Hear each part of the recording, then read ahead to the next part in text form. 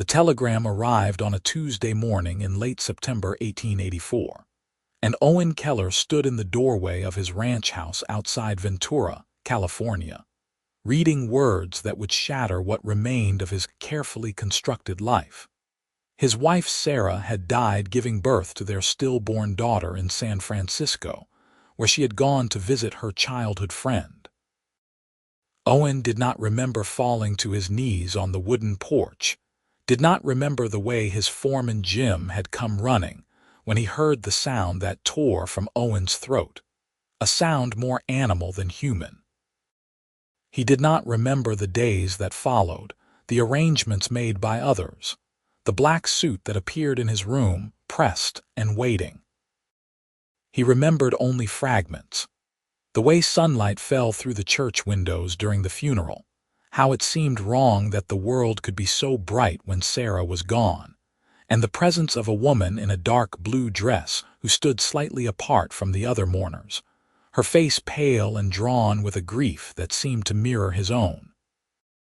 That woman was Lillian Harper, and Owen knew her name only because Sarah had spoken of her so often. They had grown up together in San Francisco, inseparable as children, close as sisters through their youth. When Sarah had married Owen and moved to his cattle ranch near Ventura, the distance had been hard on both women, but they had written letters faithfully, long, detailed accounts of their daily lives. Sarah had been planning to convince Lillian to move south, to find a position as a school teacher in one of the growing towns along the coast. Instead, Lillian had been with Sarah when she died, holding her hand through the long, terrible hours of labor that had ended in double tragedy. Owen learned all this later in pieces, as the fog of grief slowly lifted enough for him to function. 3 weeks after the funeral, he found himself sitting in his study, unable to work, unable to think, simply existing in the hollow space where his life had been. The knock on the door startled him from his stupor. Jim appeared in the doorway. "Boss, there's a Miss Harper here to see you. Says she has some of Miss Sarah's things."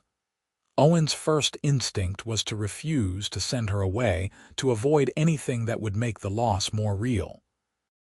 But something in him, some small flicker of curiosity or perhaps duty, made him nod. "Show her in."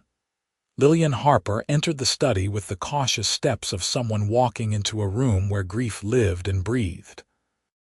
She was younger than Owen had realized at the funeral, perhaps 25 to his 32, with dark hair pulled back in a simple style and eyes that were an unusual shade of gray-green. She carried a carpet bag, which she set carefully on the chair beside her. "Mr. Keller," she said softly. "I hope I am not intruding. I wanted to return these to you before I left California." "Left," the word came out hoarse. Owen cleared his throat. "You are leaving?" "I have a position waiting in Portland." "I had planned to take the job Sarah mentioned in her last letter, here in Ventura, but I think perhaps it would be too difficult now. Too many memories." Her voice caught slightly on the last word. Owen found himself standing without meaning to. "Please sit. Can I offer you some coffee or tea?" "Tea would be lovely, thank you." He called for Jim to bring tea, then settled back into his chair, studying the woman who had been with his wife at the end. "Tell me," he said quietly, "was she in much pain?" Lillian's composure cracked slightly. She pressed her fingers to her lips, took a breath, then met his eyes with a directness he had not expected. "I will not lie to you, Mr. Keller. Yes, she suffered. But she was brave, so brave, and she spoke of you constantly. She wanted you to know that she loved you, that her only regret was leaving you alone." The words landed like blows, each one a small death.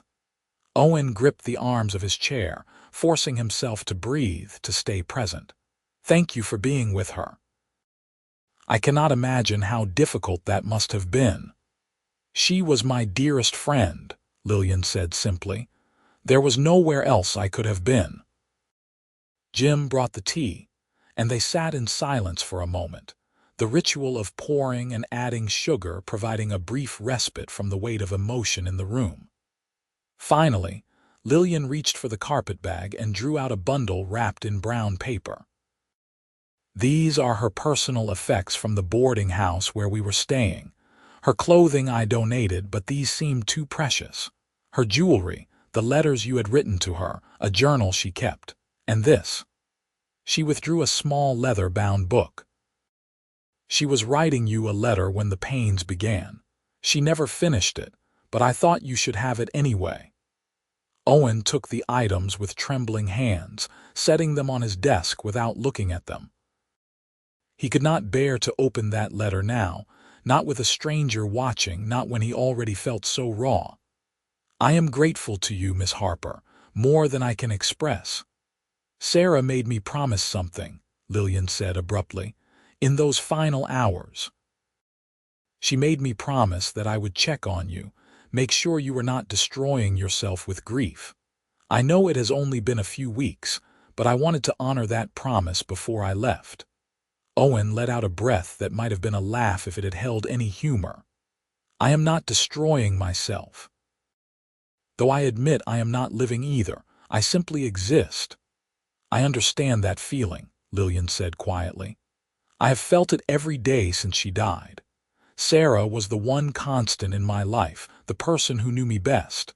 Without her, I feel unmoored, as though I am drifting without anchor or direction. For the first time since Sarah's death, Owen felt something beyond his own grief. He looked at this woman, really looked at her, and saw the same devastation he carried etched in the lines around her eyes, the set of her shoulders. Then why leave? He asked. Why go to Portland where everything will be unfamiliar? Because I thought staying would be too painful. Every place in San Francisco reminds me of her. And coming here, to the home she loved, seeing the life she built with you, it makes her absence more acute somehow. Or perhaps it makes her more present, Owen heard himself say.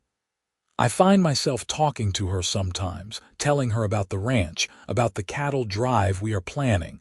It makes me feel closer to her somehow. Lillian's eyes filled with tears, but she blinked them back. I do the same.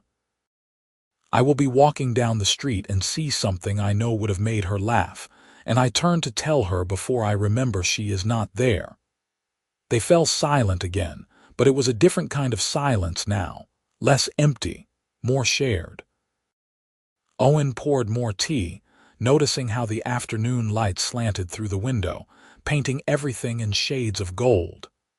Miss Harper, he said slowly, an idea forming even as he spoke. Perhaps you should not go to Portland.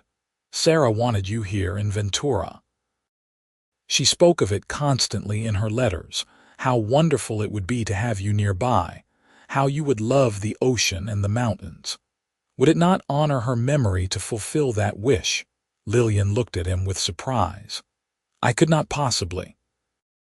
It would be too strange, too difficult for both of us. Or it might be the only thing that makes sense, Owen countered. We are the two people who loved her most, who better to help each other through this grief. And frankly, Miss Harper, I could use a friend. This ranch is full of good men, but none of them knew Sarah the way you did. None of them can speak of her without that careful, pitying tone that makes me want to put my fist through a wall. A small, startled laugh escaped Lillian.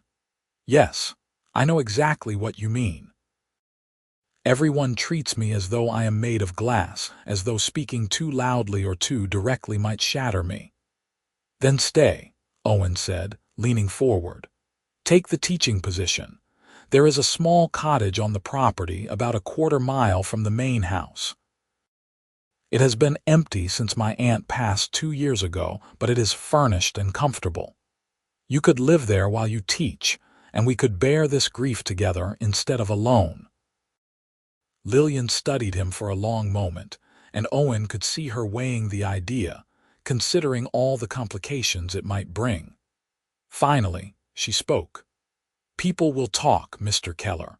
A young widow and an unmarried woman living on the same property, even separated by a quarter-mile.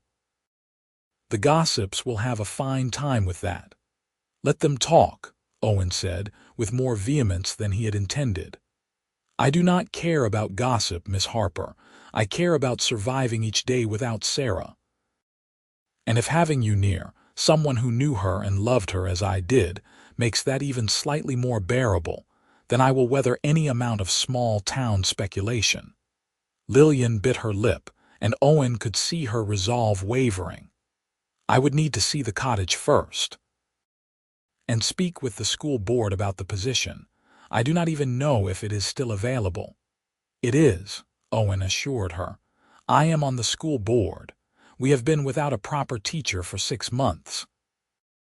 The children have been taught by whoever in town had time, which means their education has been spotty at best. If you are qualified, the job is yours.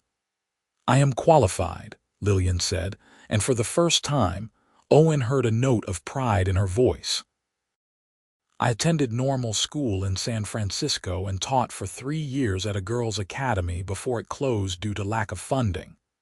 Then it is settled, Owen said, standing and extending his hand. Welcome to Ventura, Miss Harper. Lillian stood as well, taking his hand. Her grip was firm, her palm warm against his. I suppose it is settled, she said, and Owen thought he detected the faintest hint of relief in her voice. Though you must call me Lillian. If we are to be friends in grief, formality seems unnecessary. Owen, he said, and thank you, Lillian. You have given me the first thing to look forward to since Sarah died. The cottage was indeed perfect. A small 2-room structure with a stone fireplace, a sleeping area separated by a curtain, and a main room that served as both parlor and kitchen. It had a covered porch that looked out over the rolling hills toward the ocean, and Lillian stood on that porch the next morning, breathing in the salt air, feeling something in her chest loosen slightly. Owen had arranged for 2 of his ranch hands to clean the cottage thoroughly and stock it with basic provisions. He had also sent for Lillian's trunk from the boarding house where she had been staying in Ventura, so by the time she moved in that afternoon, her few possessions were already waiting for her. She spent the rest of the day settling in, hanging her dresses in the wardrobe, arranging her books on the small shelf beside the fireplace, placing Sarah's photograph on the mantel. It was a daguerreotype taken on Sarah's wedding day, and in it she was radiant, her smile bright and full of hope. Lillian touched the frame gently. I hope I am doing the right thing, she whispered to the image. I hope you would approve. A knock on the door interrupted her reverie. Owen stood on the porch, hat in hand, looking uncertain in a way that made him seem younger somehow. I wanted to make sure you had everything you need, he said, and to invite you to dinner at the main house, if you are not too tired from the move. Lillian hesitated. It had been a long day, and part of her wanted nothing more than to curl up in the unfamiliar bed and sleep. But another part, the part that had been so terribly lonely since Sarah's death, yearned for company, for conversation, for connection. I would like that, she said. Thank you. They walked together through the golden evening light, past corrals where horses nickered softly, past the bunkhouse where ranch hands were finishing their supper. The main house was larger than Lillian had expected, a sprawling 2-story structure with a wide porch and flower beds that showed signs of recent neglect. Sarah planted those roses, Owen said, following her gaze. I have been meaning to tend them, but I cannot seem to make myself do it. It feels like admitting she is really gone. Perhaps I could help, Lillian offered. I am no expert gardener, but Sarah and I used to work in her mother's garden together when we were girls. She taught me a bit.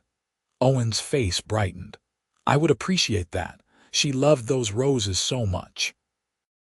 Inside, the house was comfortable but clearly lacking a woman's touch.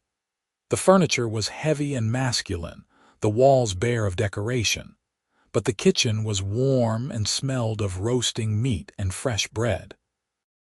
A Mexican woman in her 50s stood at the stove, and she turned with a smile as they entered.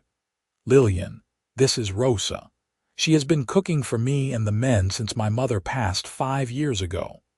Rosa, this is Miss Lillian Harper, Sarah's friend from San Francisco.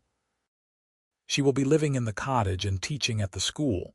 Rosa's expression softened with understanding. "Ah, Senora Sarah spoke of you often. She missed you very much. Welcome, Miss Lillian. I hope you like beef stew I made extra tonight." "It smells wonderful," Lillian said sincerely. "Thank you." They ate at the kitchen table rather than the formal dining room, and the informality put Lillian at ease. Owen asked about her journey from San Francisco, about her family, about her plans for the school. She found herself talking more freely than she had in weeks, the words flowing easily in a way they had not with anyone else since Sarah's death. "My parents passed when I was 17, she explained. "A fever swept through our neighborhood. Sarah's family took me in, treated me like another daughter. That is how close we were. Without her, I have no family left. No siblings, no aunts or uncles that I know of, just myself." Owen's expression was somber. "I am sorry, that must be incredibly difficult. What about you?" Lillian asked, deflecting attention from her own loneliness. "Sarah mentioned your parents were both gone, but did she have any brothers or sisters?" "No, I was an only child. My father died when I was 20, left me this ranch. My mother held on for a few more years, but I think she died of a broken heart more than anything else. She and my father were devoted to each other. When he went, she just seemed to fade away." He paused, pushing food around his plate. "I used to think that was tragic, that a person could love someone so much their death would kill you too. Now I understand it better than I wish I did." Lillian reached across the table without thinking, covering his hand with hers. "But you are still here, Owen. You are grieving, but you are surviving. That takes its own kind of strength." He turned his hand over, clasping hers briefly before letting go. "Some days I am not sure if it is strength or cowardice. Strength would be facing each day with purpose. I simply go through the motions." "Then perhaps we can help each other find purpose again," Lillian said. "Start by tending Sarah's roses. Continue by teaching the children. Small steps toward living again instead of merely existing." Owen looked at her with something like wonder. "How are you so wise when you are hurting as much as I am?" "I am not wise," Lillian said softly. "I am just trying to survive too. But I think Sarah would want us to do more than survive. She would want us to live, to find joy again, even in her absence. That is the kind of person she was, always thinking of others before herself." "Yes," Owen agreed, his voice rough with emotion. "That is exactly who she was." The weeks that followed fell into a pattern that surprised Lillian with its comfort. She began teaching at the small schoolhouse in Ventura, a whitewashed building that served students ranging in age from 6 to 15. The children were eager for knowledge, starved for proper instruction after months of irregular schooling. Lillian threw herself into the work, preparing lessons late into the night, finding purpose in shaping young minds. Most evenings, she and Owen would have dinner together, sometimes at the main house with Rosa cooking, sometimes at the cottage where Lillian would prepare simple meals. They talked about everything and nothing: the ranch, the school, books they had read, places they hoped to travel someday. But mostly they talked about Sarah. "Tell me about the time she convinced you to sneak out to that dance," Owen said one evening in late October. They were sitting on the cottage porch, watching the sun set over the Pacific. The air had grown cooler with the changing season, and Lillian had wrapped herself in a shawl. Lillian laughed at the memory. "Oh, that was such a disaster. We were 16, and there was a dance at the mechanics' pavilion that her parents had forbidden her to attend. They thought we were too young, that the crowd would be too rough. But Sarah was determined, so we climbed out her bedroom window and made our way across town in our best dresses. What happened? We got caught, of course. Her father had suspected we might try something like that, so he followed us. We had been at the dance for less than an hour when he appeared, looking like thunder itself. I thought I would die of shame right there. But Sarah just laughed, took his arm, and convinced him to dance with her.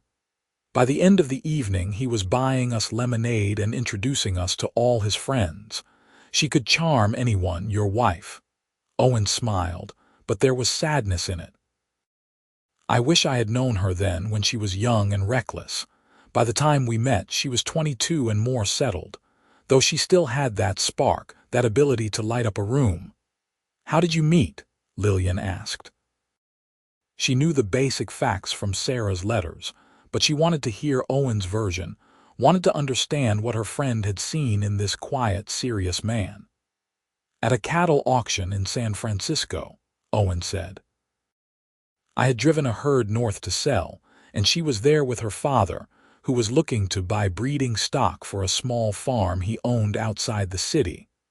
Our eyes met across a pen full of longhorns, and I just knew Lillian. I knew she was going to change my life. Love at first sight. Lillian could not quite keep the skepticism from her voice. Not exactly, Owen admitted. Attraction at first sight, certainly. She was beautiful, and there was something in the way she looked at those cattle, not with fear or disgust like most city women, but with genuine interest. I could tell she was not afraid of hard work, not put off by the realities of ranch life. But love came later, after I had courted her properly, after I had learned about her kindness and her humor and her fierce loyalty. She spoke of you the same way in her letters, Lillian said quietly.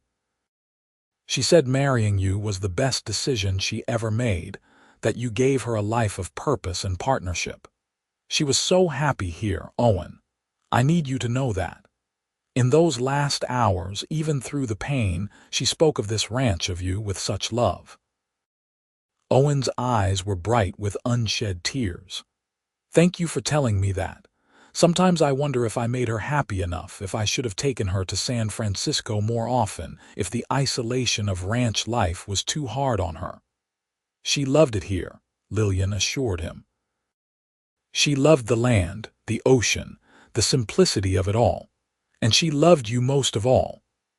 They sat in comfortable silence, watching the stars emerge one by one in the darkening sky. Lillian felt a peace she had not experienced since Sarah's death, a sense that perhaps Owen had been right, perhaps they could help each other heal. As autumn deepened into winter, the friendship between Owen and Lillian grew stronger. They worked together on Sarah's roses, pruning and feeding them as the plants went dormant for the season. They rode out across the ranch on Saturday afternoons, Owen teaching Lillian to sit a horse properly, showing her the boundaries of his land, the places Sarah had loved best. One Saturday in November, they rode to a small grove of oak trees on a hilltop overlooking the ocean. The grass was still green from early winter rains, and wildflowers dotted the landscape in shades of yellow and purple. Sarah and I were married here, Owen said, dismounting and helping Lillian down from her horse. It was a small ceremony, just a few friends and the ranch hands, but it was perfect. She said she wanted to start our life together in the most beautiful place she knew. Lillian looked around, seeing it through Sarah's eyes, the sweep of land down to the glittering sea, the ancient oaks providing shade and shelter, the sense of being alone in the world in the best possible way. It is beautiful, she said. I can see why she loved it.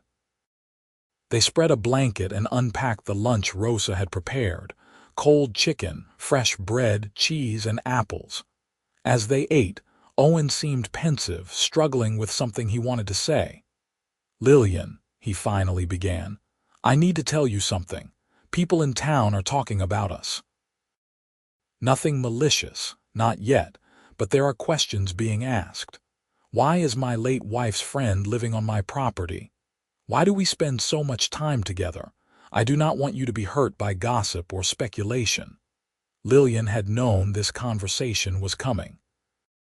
She had heard the whispers at church, seen the curious looks from some of the mothers when she picked up her students from their homes. "I know," she said calmly. "Mrs. Patterson asked me directly last week if there was an understanding between us. I told her we were simply friends united by grief." "And what did she say?"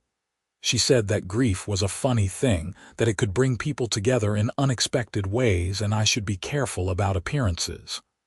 Lillian paused, then met Owen's eyes directly. "Should I be concerned, Owen, about appearances, about propriety?" "No," he said firmly. "You have been nothing but proper, and neither have I. We are two people helping each other through an impossible loss. There is nothing shameful in that." "But people want to see shame," Lillian said, surprising herself with her bitterness.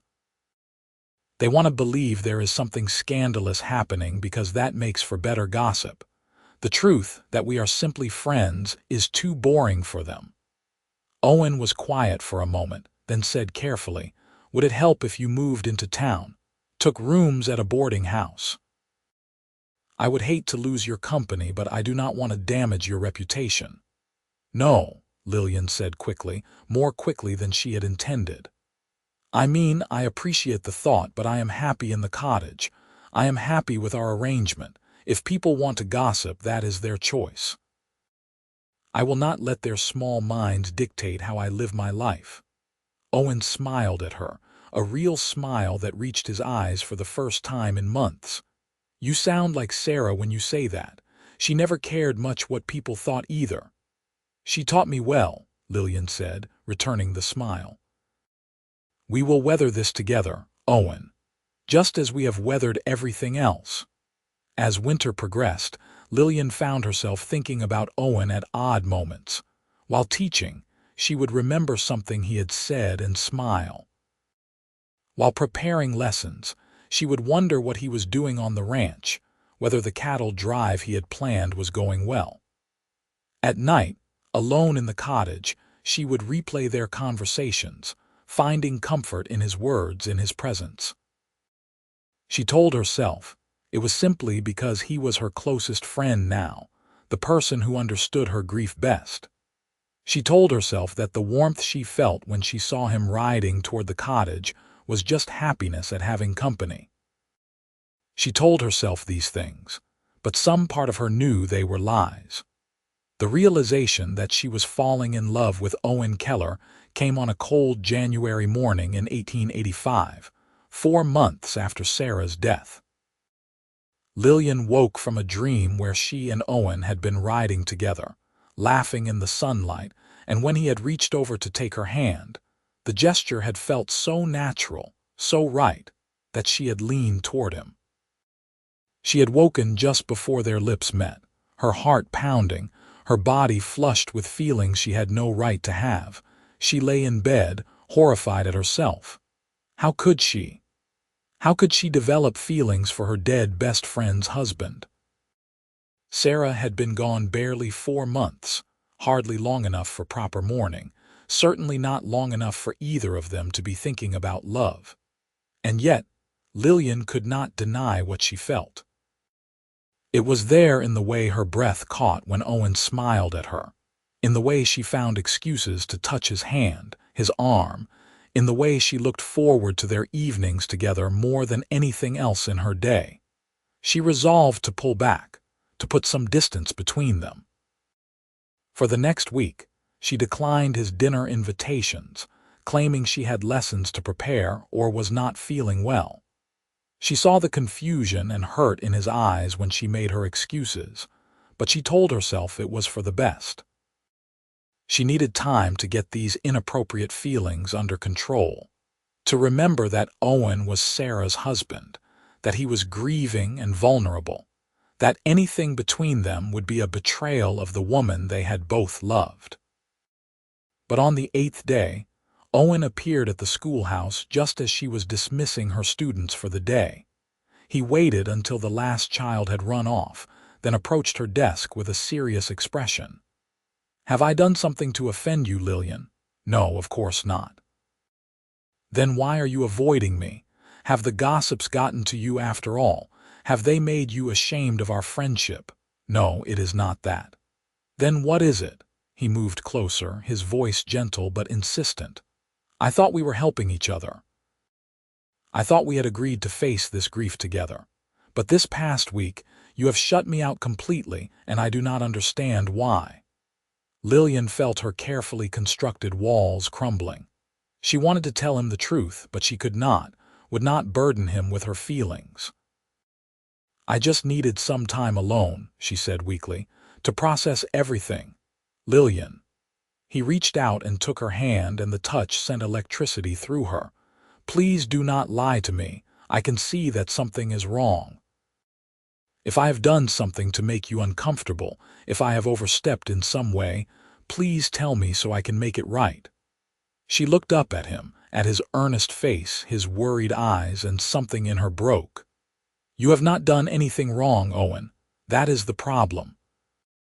You have been nothing but kind and honorable, and I have developed feelings that I have no right to have. The words hung in the air between them, impossible to take back. Owen's expression shifted from confusion to understanding to something Lillian could not quite read. Feelings, he repeated softly. Lillian pulled her hand away, turning to straighten already straight papers on her desk, unable to meet his eyes. I am sorry. I should not have said anything. Please forget I spoke. I will move to town, find rooms somewhere. This arrangement is clearly not working. Lillian, stop.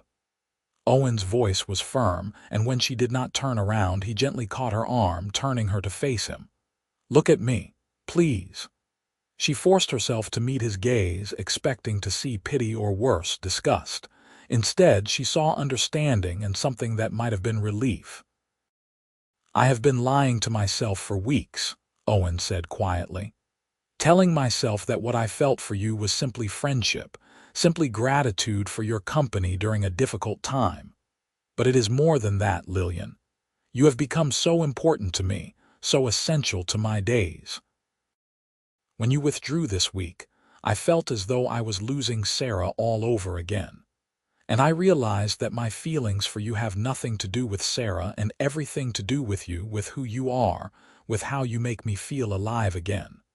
Lillian's heart was racing. We cannot, Owen. It is too soon, too complicated. What would people think? What would Sarah think? Sarah would want us to be happy, Owen said with quiet conviction. She loved us both. She would not want either of us to spend our lives alone out of some misguided sense of loyalty to her memory. And as for what people think, I told you months ago that I do not care about gossip. But it has only been 4 months. People will say we were carrying on before her death, that we betrayed her. People will say what they want to say regardless of the truth. We know what is true, Lillian. We know that we both loved Sarah deeply, that we both grieved her loss, and that somehow in the midst of that grief we found each other. There is nothing shameful in that. I feel like I am betraying her, Lillian whispered. She was my best friend, and now I am falling in love with her husband. Owen cupped her face gently in his hands. You are not betraying her. You are honoring her by living, by allowing yourself to feel joy again.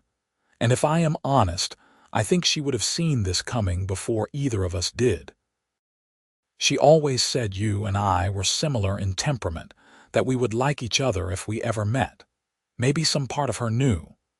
Lillian wanted to believe him, wanted to give in to the feelings that had been building for weeks. But fear held her back, fear of judgment, of making a mistake, of dishonoring Sarah's memory. I do not know if I can do this, Owen. I do not know if I am strong enough to face what people will say. You are the strongest person I know, Owen said. You left everything familiar in San Francisco to start over here. You faced the loss of your best friend with dignity and grace. You have rebuilt your life from nothing. If that is not strength, I do not know what is. You make me sound braver than I am. I only see the truth." He paused, then said carefully, "I am not asking you to marry me tomorrow, Lillian. I know it is too soon for that we both need more time. But I am asking you not to run away, not to let fear rob us of something that could be beautiful. Can you give me that? Can you give us that?" Lillian searched his face, looking for any sign of doubt or hesitation. She found none, only sincerity and hope, and something that made her breath catch. "I am frightened," she admitted. "So am I," Owen said. "Terrified, actually. But I am more frightened of losing you, of spending the rest of my life wondering what might have been if I had been brave enough to take this chance." She thought of Sarah, of her friend's fierce belief in seizing life, in not letting fear dictate choices. She thought of all the times Sarah had encouraged her to take risks, to open her heart, to trust that things would work out as they were meant to. And she thought of how much she had come to care for Owen, how he had become the center of her world in ways that both thrilled and terrified her. "All right," she said finally. "I will not run away, I will stay, and we will see where this leads." Owen's smile was brilliant, transforming his face. "Thank you," he said softly. "You will not regret this, Lillian, I promise." He leaned down slowly, giving her time to pull away if she wanted. But Lillian did not want to pull away. When his lips met hers, it was gentle, tentative, a question more than a demand.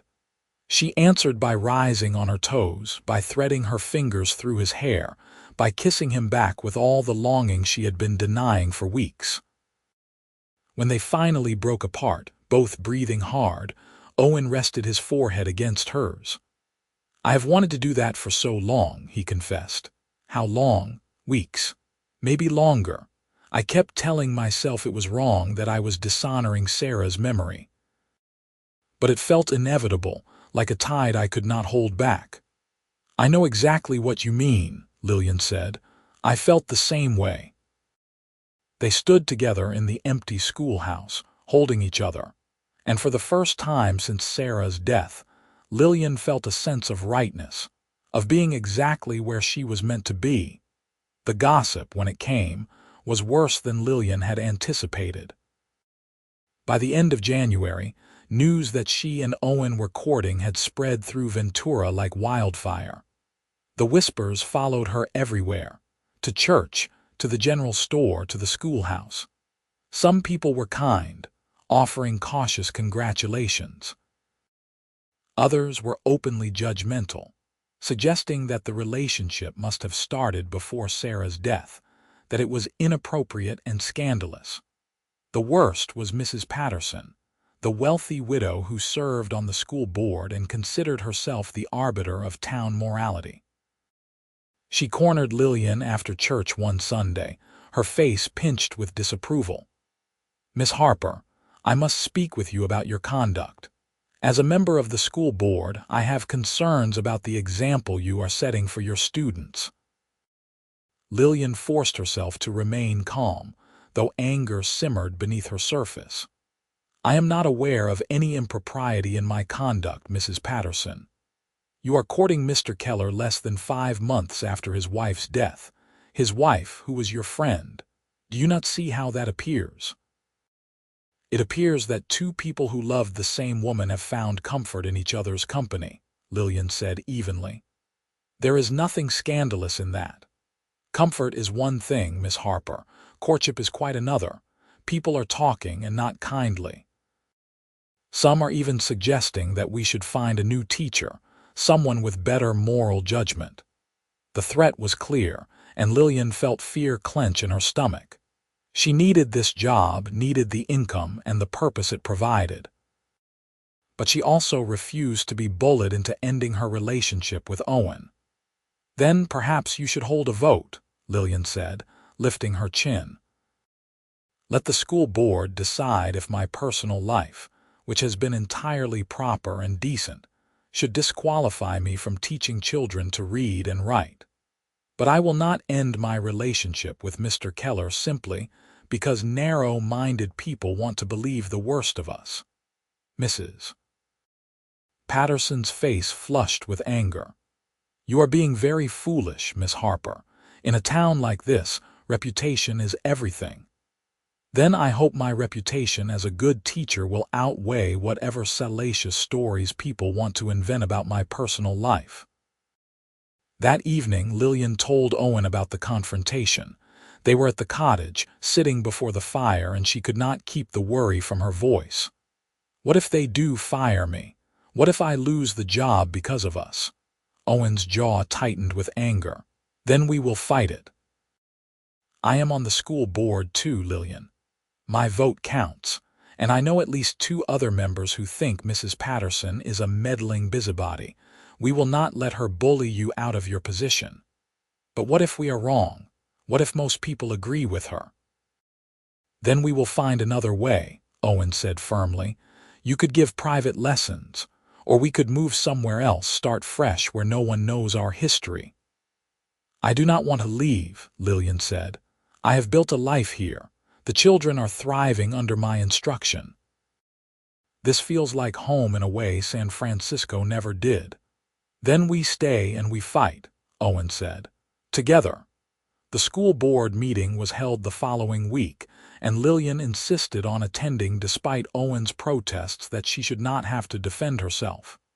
"I want to face them," she said. "I want them to see that I am not ashamed of loving you, that I have done nothing wrong." The meeting was tense, with Mrs. Patterson presenting her case that Lillian's conduct was inappropriate and reflected poorly on the school. But other board members pushed back. Mr. Chen, who owned the general store, pointed out that Lillian was the best teacher the school had ever had, that her students were learning more than they ever had before. Dr. Morrison noted that grief affected everyone differently, that there was no set timeline for when it was appropriate to find love again. Owen spoke last, his voice quiet but passionate. "Miss Harper was my late wife's closest friend. When Sarah died, Miss Harper was there, holding her hand, providing comfort in her final hours. She came here to honor a promise she made to Sarah, to check on me, to make sure I was surviving. In the process, we found solace in each other's company. Yes, that solace has developed into something more, but there has been nothing improper, nothing shameful. We are 2 adults who have found a reason to keep living after devastating loss. If this board chooses to punish Miss Harper for that, then I will resign my position and make sure everyone in this town knows why." The vote was 4-1 in favor of keeping Lillian on as teacher, with only Mrs. Patterson dissenting. Lillian nearly wept with relief. After the meeting, several townspeople approached her with apologies for the gossip, with expressions of support. It was not universal acceptance, but it was enough. Lillian could stay in Ventura, could keep teaching, could continue building a life with Owen. As winter gave way to spring, their relationship deepened. They were careful to maintain propriety, always conscious of watching eyes, but their feelings for each other grew stronger with each passing day. Owen took Lillian riding through the spring wildflowers, showed her how to rope a calf, taught her about cattle breeding and ranch management. Lillian shared her love of books with him, reading aloud in the evenings while he mended tack or went over account books. They talked about everything, their childhoods, their dreams, their fears. Lillian learned that Owen had once wanted to be a lawyer but had put aside that dream to take over the ranch when his father died. Owen learned that Lillian had always wanted to write a novel but lacked the confidence to try. "You should write it," Owen encouraged. "You have such a way with words, such a gift for storytelling. I think you could create something beautiful." "Perhaps someday," Lillian said, though the idea both thrilled and terrified her. They also talked about Sarah, keeping her memory alive between them. It no longer hurt quite so much to speak of her. Instead, remembering her became a way of honoring what she had meant to both of them. "I think she would be happy for us," Lillian said one evening in April. They were sitting on the porch of the main house, watching the sunset paint the sky in shades of orange and pink. "I know she would be," Owen said with certainty. "Sarah believed in love and seizing happiness whenever you found it. She would never want either of us to spend our lives alone." "Do you still grieve her?" Lillian asked quietly. "Every day," Owen admitted. "But the grief is different now. It is not the sharp, cutting pain it was in the beginning. It is softer, more like a dull ache, a permanent sadness that I have learned to carry. And loving you does not diminish what I felt for Sarah. It is possible to hold both in my heart." "I feel the same way," Lillian said. "I miss her constantly, but I am also grateful to her for bringing us together, for giving us this chance at happiness." In May, Owen asked Lillian to marry him. They were at the oak grove where he and Sarah had wed, and he got down on one knee, holding out a simple gold band. "I know people will talk," he said. "I know some will say it is too soon, that we are being disrespectful, but I do not want to wait, Lillian. I do not want to lose another moment of happiness because of what other people might think. Will you marry me?" Lillian looked down at him, at his hopeful face, and felt her heart expand with love.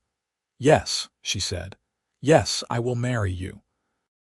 They were wed in June of 1885, 9 months after Sarah's death.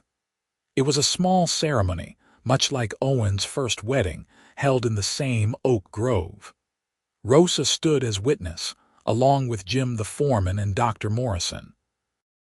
Lillian wore a simple blue dress rather than white, a nod to the unusual circumstances of their union.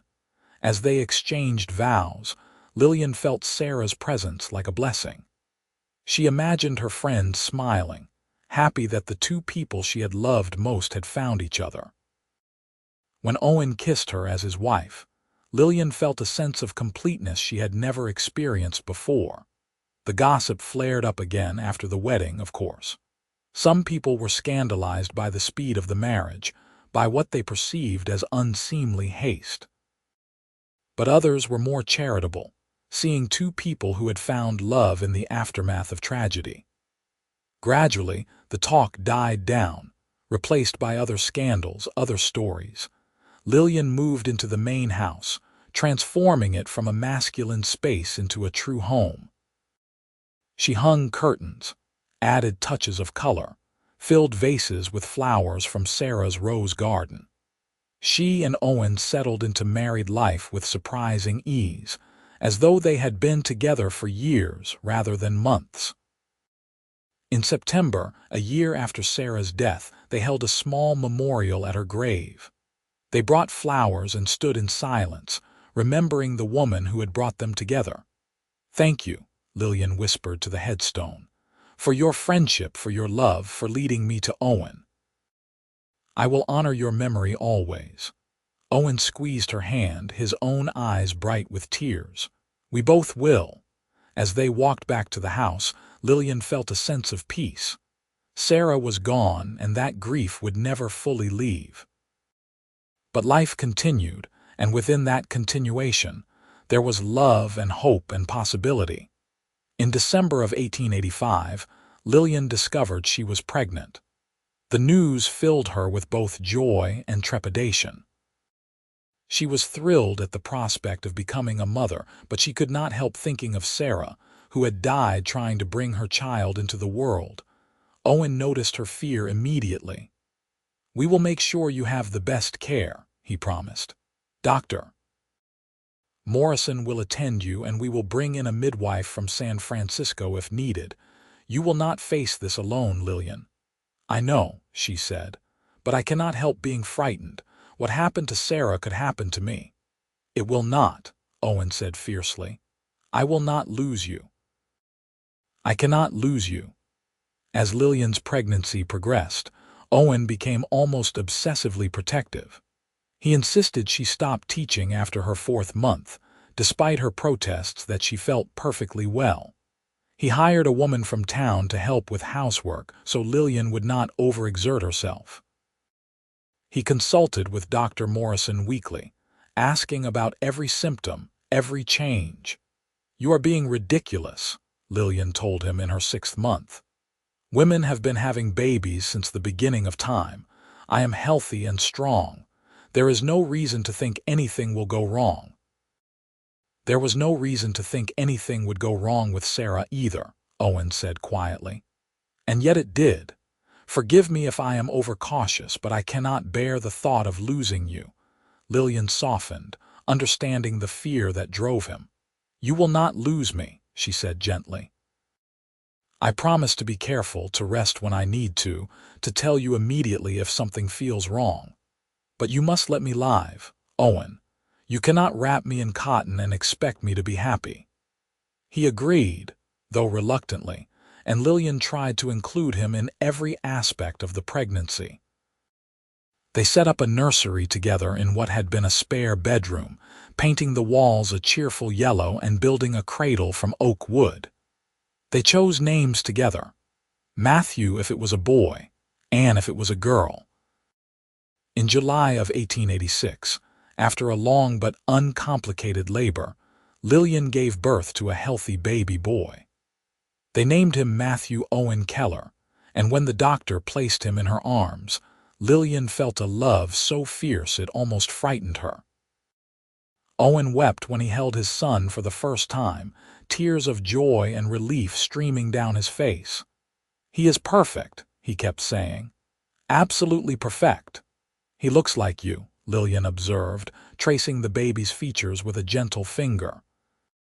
"He has your nose," Owen countered, and they both laughed, giddy with exhaustion and happiness.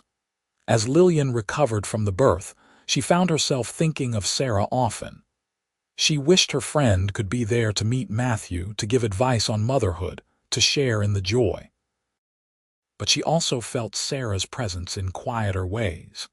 In the roses that bloomed outside the nursery window, in the way sunlight fell through the oak grove where she and Owen walked with the baby, in the love that filled their home. Motherhood transformed Lillian in ways she had not expected. She discovered reserves of patience and strength she had not known she possessed. She learned to function on little sleep, to soothe a crying infant, to find joy in the smallest milestones. Matthew's first smile, his first laugh, the way he reached for her face with tiny, searching hands. Owen was a devoted father, rising with Lillian for nighttime feedings, walking the floor with Matthew when he was fussy, singing off key lullabies that made Lillian smile. Watching him with their son, Lillian felt her love for him deepen even further. "You are a wonderful father," she told him one evening. They were sitting in the nursery watching Matthew sleep in his cradle. "I want to be," Owen said. "I want to give him everything, a good home, a good education, parents who love each other and him. I want him to grow up knowing he is cherished." "He will," Lillian assured him. "How could he not, with you as his father?" As Matthew grew from infant to toddler, the ranch prospered. Owen's careful management and hard work paid off, and they were able to hire more hands, expand the herd, improve the buildings. Lillian returned to teaching when Matthew was old enough, bringing him with her to school where he played quietly in the corner while she instructed her students. The gossip about their marriage had long since faded, replaced by general acceptance. Lillian and Owen were seen as a solid couple, devoted to each other and to their son. They were respected members of the community, active in church and civic affairs. But they never forgot the grief that had brought them together. Every year on the anniversary of Sarah's death, they visited her grave together, bringing flowers and speaking softly about their memories. They told Matthew about her too, as he grew old enough to understand, making sure he knew about the brave, kind woman who had been his mother's best friend. "She would have loved you," Lillian told him when he was 4 years old, as they stood by Sarah's grave on a warm September morning. "She always wanted children of her own." "Why did she die?" Matthew asked with a child's directness. "Sometimes babies do not come into the world safely," Lillian explained gently. Sarah tried to have a baby, but the baby could not live, and Sarah could not live without the baby. It was very sad. Did you cry? Yes, very much. Your father and I both cried. But then you got married and had me, Matthew said, as though he had figured out a puzzle. Yes, Lillian agreed, pulling him close. After Sarah died, your father and I helped each other feel better. And then we fell in love and got married and had you.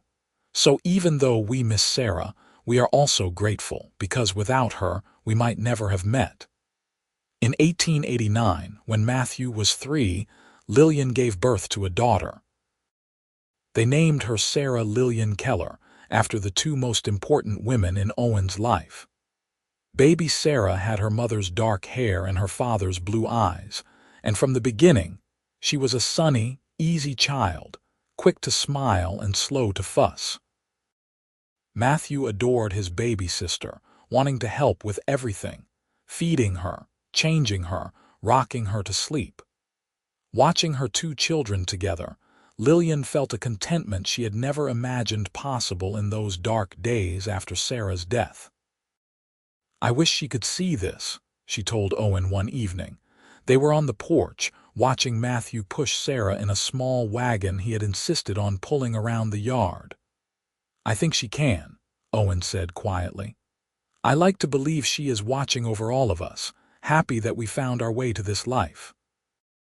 As the children grew, the ranch continued to thrive. Owen hired a foreman to handle day-to-day operations, giving him more time to spend with his family. He taught Matthew to ride, to rope, to understand the business of ranching. He read stories to Sarah every night, acting out all the voices until she dissolved into giggles. Lillian found time to pursue her writing, working on a novel in the early mornings before the children woke. It was a love story, though not her own. She wrote about a young woman finding her way in the world, about loss and resilience and the unexpected places love could be found. When she finally finished it 3 years later, Owen insisted she try to get it published. You have created something beautiful, he said, reading the manuscript. Other people should have the chance to experience it. To Lillian's astonishment, a publisher in San Francisco agreed to print her novel. It was not a huge success, but it sold respectably, and the reviews were kind. Seeing her name on the cover of a book was one of the proudest moments of her life. The years passed in a blur of happiness. Birthdays and holidays, school plays and cattle drives, Sunday dinners and quiet evenings by the fire. Matthew grew into a serious, responsible boy with a gift for working with animals. Sarah was bright and curious, constantly asking questions about everything she saw. In 1895, when Matthew was 9 and Sarah 6, Lillian found herself pregnant again. This time, there was no fear, only joy. She knew her body, knew what to expect, trusted that all would be well. In February of 1896, she gave birth to twin boys. They named them Thomas and James, and Owen joked that their family was now complete, that 5 children were surely enough for anyone. 5, Lillian laughed. We only have 4. I count Sarah as one of ours too, Owen said softly. Even though she never lived, even though I never got to hold her, she was still my daughter. So yes, 5 children. Lillian's eyes filled with tears. Even after all these years, Owen's thoughtfulness, his deep capacity for love, could move her to emotion. You are right, she said. 5 children, and we are blessed beyond measure. The twins were a handful, energetic and mischievous in equal parts. Matthew and Sarah helped with their care, and the house was filled with noise and chaos and laughter.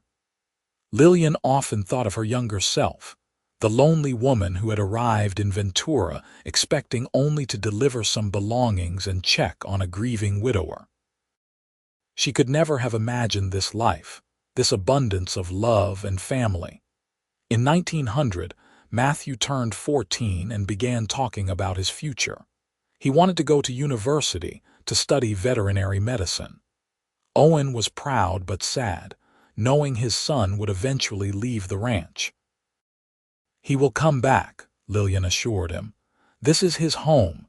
He will want to practice here to work with ranch animals. You will see." She was right. Matthew went to university in San Francisco but returned every summer to work on the ranch. After graduating in 1906, he set up a practice in Ventura, serving ranchers and farmers throughout the region. He married a young woman from town, a sweet girl named Emily who fit into the family seamlessly.